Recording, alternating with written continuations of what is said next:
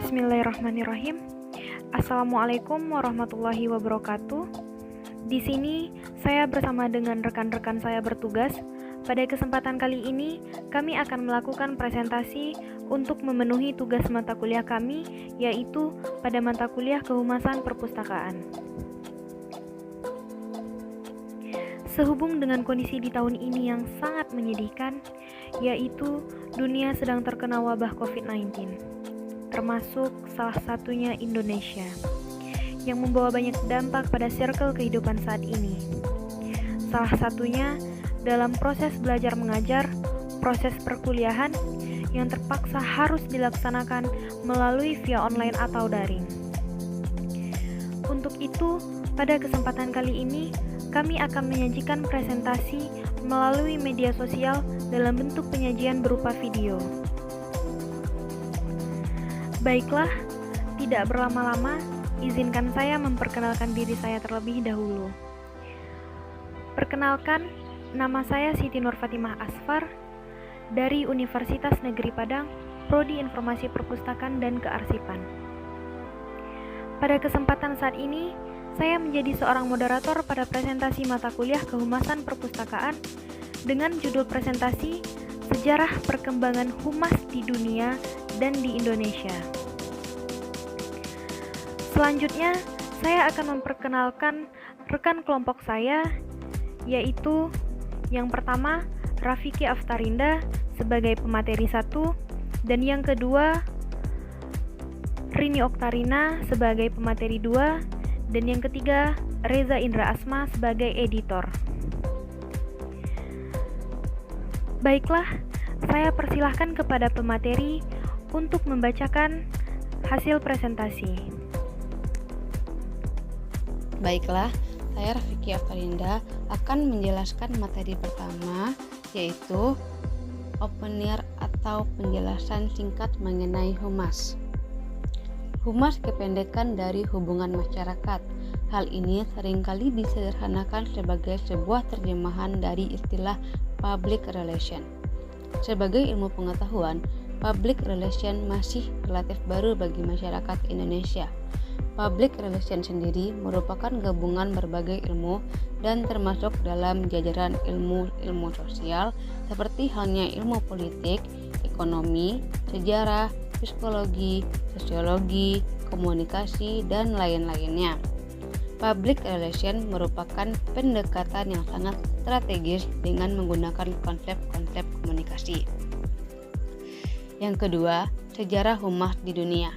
Dalam sejarahnya, istilah public relation sebagai sebuah teknik menguat dengan adanya aktivitas yang dilakukan oleh pelopor IV Liberty Lee yang tahun 1906 berhasil menanggulangi kelumpuhan industri batubara di Amerika Serikat dengan sukses.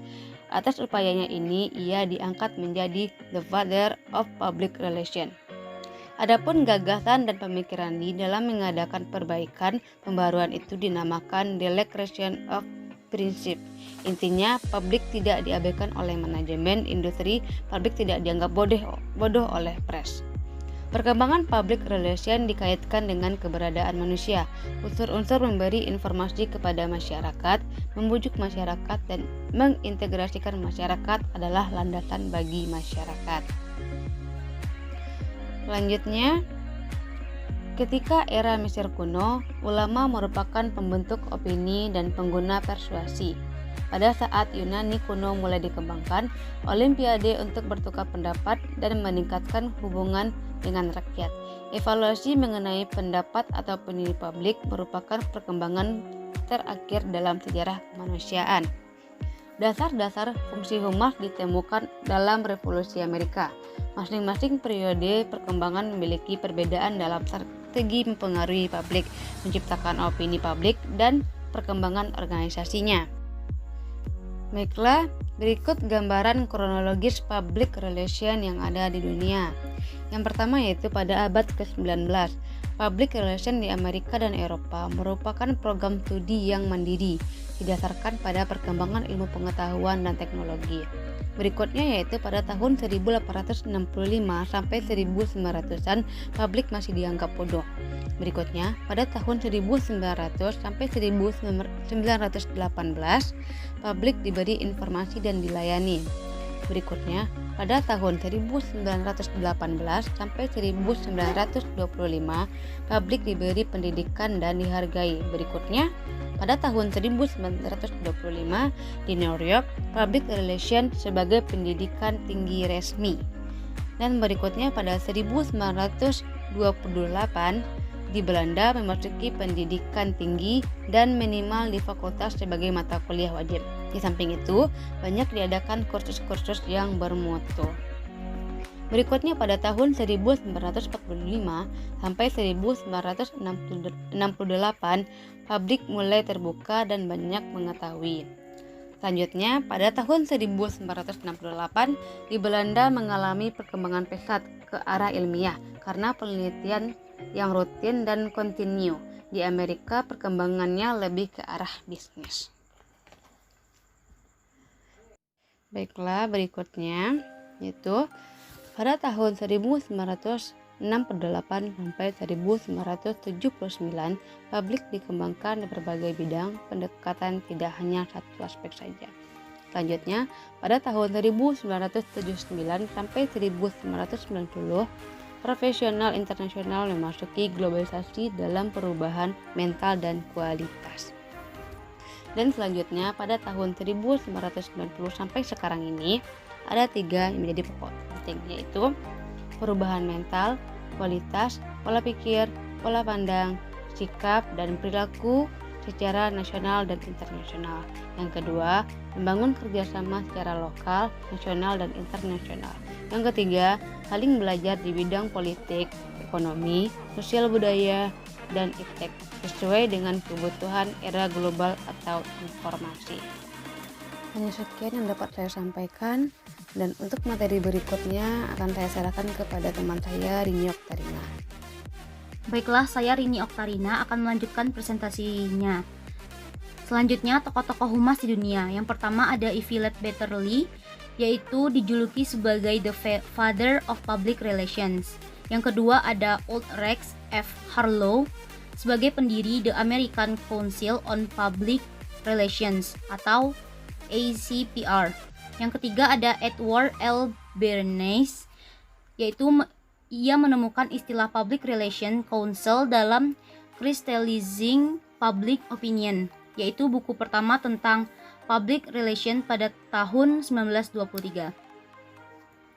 Selanjutnya ada sejarah humas di Indonesia. Sejarah perkembangan public relations di Indonesia secara konsepsional terjadi pada tahun 1950-an. Kala itu berdiri organisasi humas pertama kali di Perusahaan Perminyakan Negara atau Pertamina.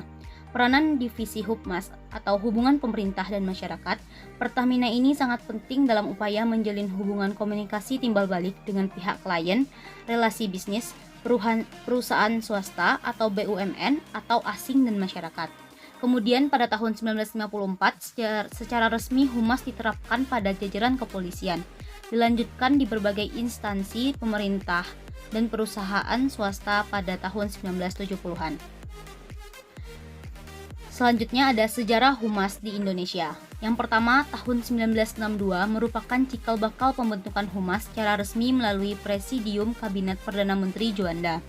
Yang kedua, pada tahun 1667 sampai 1971 terbentuk suatu wadah berbentuk Badan Koordinasi Kehumasan Pemerintah. Yang ketiga, tahun 1967 didirikan koordinasi antar humas, departemen, dan lembaga tinggi negara yang disingkat BAKOR. Dan yang ketiga, tahun 1972 sampai 1993 muncul Public Relations kalangan profesional pada lembaga swasta umum yang ditandai dengan didirikannya suatu wadah profesi humas, yaitu Perhumas pada tanggal 15 Desember 1972. Pendirinya Wardiman Jojo Negoro, Marah Junus, Nana Sutresna, M. Alwi Dahlan, Faisal Tamim, Wisaksono Nurhadi, Imam Sarjono. Dengan ketuanya Marah Yunus membangun kerjasama secara lokal, nasional, internasional, saling belajar di bidang politik, ekonomi, sosial budaya, iptek sesuai dengan kebutuhan era global atau informasi. Dan yang terakhir, pada tanggal 10 April 1987 di Jakarta dibentuk suatu wadah profesi humas yang disebut APRI, Asosiasi Perusahaan Public Relation Independent, yang merupakan suatu wadah profesi berbentuk organisasi dari perusahaan yang independen yang bertujuan yang pertama mewujudkan fungsi public relation yang jujur bertanggung jawab sesuai dengan kode etik. Yang kedua, memberi informasi terhadap klien bahwa APRI memberi nasihat dalam public relation, mengembangkan kepercayaan umum atas public relation. Dan yang terakhir, ada tanggal 27 November 1995 terbentuk Himpunan Humas Hotel Berbintang. Baiklah, terima kasih kepada pemateri yang telah menyampaikan materi tadi. Sekianlah presentasi yang dapat kami sampaikan. Semoga ilmu yang kami sampaikan dapat diterima dan dapat menambah wawasan kita semua. Jika ada kesalahan kata dari kami memohon maaf dan kami pamit undur diri. Terima kasih sudah mendengarkan dan menonton video ini. Dan semoga wabah COVID-19 cepat berlalu dan kita semua dapat beraktivitas kembali. Sekali lagi saya ucapkan terima kasih.